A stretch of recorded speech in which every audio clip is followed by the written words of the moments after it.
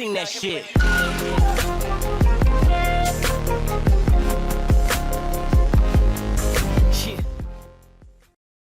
Okay, hopefully this video will help you with the filter reset. As you can see on this Frigidaire, the light has come on. This particular model has a reusable filter.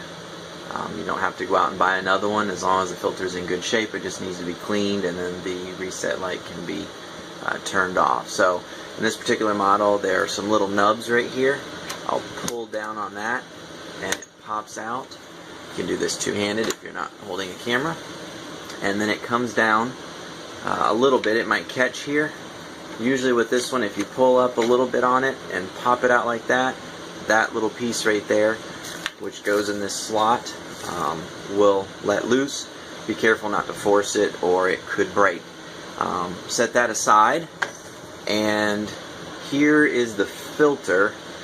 This part comes out quite easily. Usually there are a couple of little nubs right here and right here for grabbing a hold of, and you can pull those out. Remember the direction. These are facing out. When you put it back in, you want them still to be facing out. It will fit inside these two little tabs right here. It's actually on the outside. It should be on the inside of that one if it were properly installed, like that. So you take this out, clean it with soap or some kind of degreaser and water. It's not paper. It can hold up a little bit, but make sure you don't scrub it too hard or tear any of this material, this mesh. And then just dry it and put it back in this way when you're finished. And take the cover, make sure it goes back in those holes properly and seats like that. And then up top you can just kind of push down a little bit and pop that back in.